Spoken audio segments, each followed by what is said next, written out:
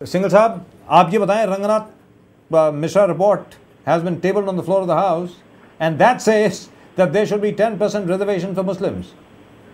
Oh, well, I'm quite surprised that coming from an ex-Chief Justice That's right. of the Supreme Court, That's right. a recommendation should go completely diametrically opposite to what the Constitution prescribes. Right.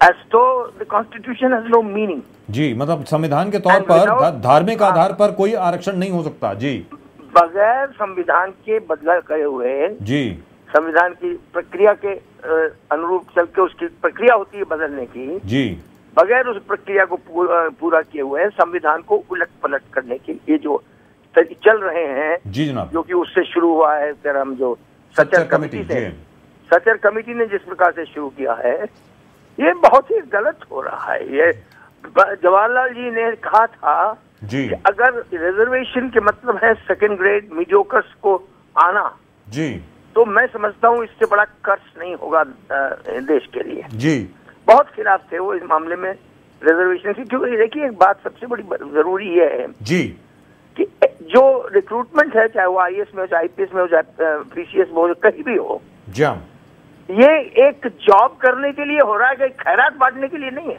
जी, खैरात बांटना हो तो इन सबको PCS की तनख्वाह देकर के घर बिठा दीजिए, हमको वो समझ में आता है जी कि इनको पीसीएस वाली तनख्वाह देकर के कहिए घर बैठे जी, और काम के लिए लाइए आप वो आदमी जो कि काबिल है, जो कर सकता है काम जी।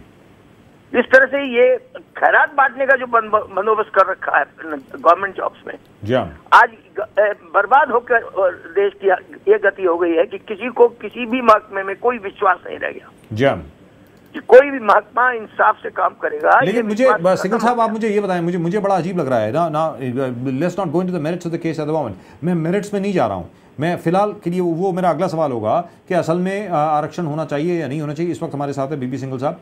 बीपी सिंघल साहब, आप ये बताएं, जैसे आपने कहा रंगनाथ मिश्रा साहब former chief justice of Supreme Court, Rajendra Sachar साहब former chief justice of the Delhi high court, दोनों संविधान के बिल्कुल विशेषज्ञ, कॉन्स्टिट्यूशन के एक्सपर्ट, बगैर कॉन्स्टिट्यूशनल अमेंडमेंट के, बगैर कॉन्स्टिट्यूशन में चेंज लाए हुए कैसे रिकमेंड कर सकते हैं कि भाई धर्म के आधार पर आरक्षण हो, क्योंकि धर्म के आधार पर आरक्षण गैर संवैधानिक है। बताएं सर। भैया, एक चीफ जस्टिस ने जी बढ़िया रिपोर्ट देख करके राज्यसभा की सीट ले ली जी, और मुझे आश्चर्य इस बात का है कि चीफ जस्टिस ऑफ इंडिया जी एक राज्यसभा की सीट को महत्व दे सकता है। मुझे तो उस बात बड़ा आश्चर्य है। जब मैंने देखा था, जब मैं एमपी हुआ था, तो मैंने श्री रंगनाथ जी को देखा जी, और देख करके हैरत करता था कि चीफ जस्टिस ऑफ इंडिया जी ये यहाँ पर आकर के और स्पीकर के तहत बात करने के लिए आए हैं जी। आश्चर्य था मुझको कि एक वो जॉब है चीफ जस्टिस का जिसके आगे सब झुकते हैं जी, और यही जो कारण क्या है जो इस प्रकार के रिकमेंडेशन आ रहे हैं, क्योंकि ये सारे जजेस जो हैं अब उनको ऐसे फ्यूचर दिखने लगा कि कल को मुझे भी कुछ बन जाएगा, मैं भी कहीं मंत्री बन जाऊंगा, कुछ हो जाऊंगा। इसलिए कोई जजेस कोई कॉन्स्टिट्यूशनैलिटी को देखते हुए या लीगैलिटी को देखते हुए कुछ रिकमेंडेशन नहीं कर रहे, क्योंकि इस रिकमेंडेशन में न तो कॉन्स्टिट्यूशनैलिटी को देखा गया है, न लीगैलिटी को देखा गया है जी। तो ऐसे रिकमेंडेशन का क्या कहें। लेकिन सिंघल साहब, आप मेरिट्स के ऊपर अगर हम लोग आए, कि जहां तक मेरिट्स का सवाल है, इस बात में, इस आर्गुमेंट में कितनी सच्चाई है कि पिछले 62 साल में मुसलमानों का शोषण हुआ है? इस किसने कहा? सच्चर कमेटी में है, मैं बराबर सर, सच्चर कमेटी में है कि उनको दूसरे दर्जे की ट्रीटमेंट मिलती है मुसलमानों को, ये कहा गया है जी। बताएं। दूसरे दर्जे की ट्रीटमेंट मिलती है तो 2 करोड़ बांग्लादेशी मुसलमान इस देश में क्यों आ रहे हैं जी? अपनी फर्स्ट क्लास सिटीजनशिप छोड़ करके यहाँ की सेकंड क्लास सिटीजनशिप लेने क्यों आ रहे हैं? राइट। 5 लाख पाकिस्तानी जो घुस करके आ गए हैं और हिंदुस्तान में बस गए हैं, वो अपनी फर्स्ट क्लास सिटीजनशिप छोड़ करके यहाँ सेकंड क्लास सिटीजनशिप लेने क्यों आए? That's a major point which nobody thought of before, right? ये बकवास है जी, ये टोटल बकवास है जी। यहाँ पर जितना जो मिल रहा है वो किसी भी मुसलमान देश में नहीं मिल रहा, किसी भी मुसलमान देश में नहीं मिल रहा जो यहाँ मिल रहा है मुसलमानों को। लेकिन सिंघल साहब, जो मेरा एक्सपीरियंस रहा है, सिंघल साहब मैं आपके सामने बात रखना चाहता हूँ।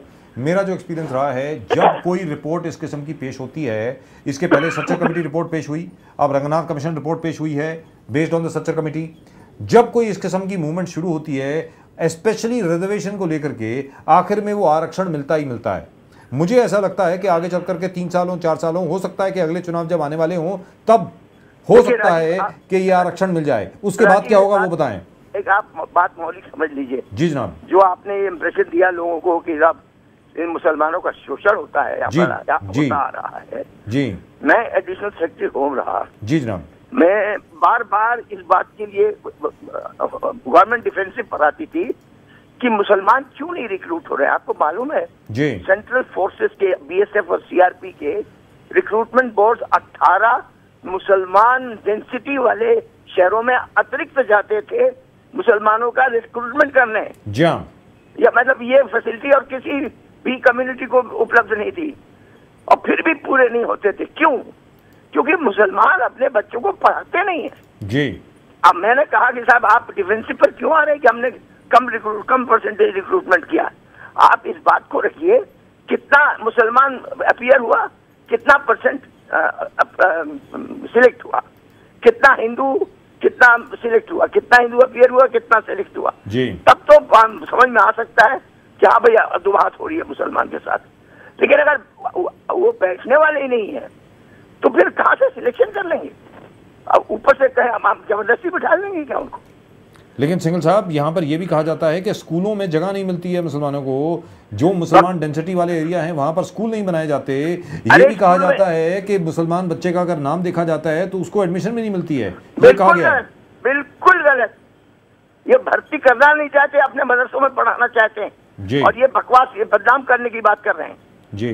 मैं चाहता हूँ कि उन केसेस सुलाएं जो अगर परसेंटेज जो बच्चों का, देखिए हर स्कूल में आजकल परसेंटेज चलता है कि अगर उस परसेंट का है तो बच्चा रिक्रूट हो जाएगा। अब अगर 33%, 34%, 35% वाला जो है, जहाँ कट ऑफ डेट 80% है और 34% या 40% वाला मुसलमान का मेरी भर्ती नहीं हो रही, तो ये तो बकवास की बात है। हाँ 80% का मुसलमान और भर्ती नहीं हो रही, समझ में आएगा वो जाती भी आती है तो समझ में आएगा हमारे। All right, Singhal Sahab, one final word from you. Now, at the moment with us, we have Mr. B.B. Singhal. Singhal Sahab, one final word from you on what do you think will happen in case this thing actually gets implemented? In case there is actual reservation for Muslims, then what happens? I think the people must go, some wise people must go in a writ to the Supreme Court. We have had enough of this nonsense of reservations, and it is going to the extreme, and everything is biased against the majority community, which is most unfair. Right. So but we have, you mentioned the Honorable Supreme Court. With all due respect, we have an Honorable former Chief Justice of the Supreme Court actually presenting a report which recommends... He's no more a judge. He's a pawn, a political pawn. That is all that I look All right, but the only thing is, I would like to remind you of the fact that the same Justice Ranganath Mishra, who had actually, done an inquiry about the number of Sikhs who were actually killed in Delhi. It is the same Justice Ranganath Mishra Commission report which had actually come out with the fact that nothing really wrong had taken place in Delhi, if you remember. That's why he got this Rajya Sabha seat. That's right. And we were all there, and we all know what happened, and we all know the number of Sikhs who were killed. Well, I don't know. Right. It's a shame, actually, Rajiv. It's a shame that we should have such people in the arena of. But 62 years later, we are still talking about reservations. See. Right. All right. Thank you so much, Mr. Singhal. And when Jawaharlal was against it. Right. He was. And so was Dr. B.R. Ambedkar. And so was Rajiv Gandhi also. That's right. That's right. And so was Dr. B.R. Ambedkar. He himself said reservation only for 10 years, not after that. That's what he said. That's what he had said. But that's why it was made for 10 years, but it's going on extending. Well, once you give reservations, after that, it's almost impossible to withdraw it. It is not possible to withdraw it. It's like Article 370, which is supposed to be temporary. That's right. That's right. But it's not going to be withdrawn. A cowardly government which can never take tough decisions. That's right. And that's the image we have created the world over.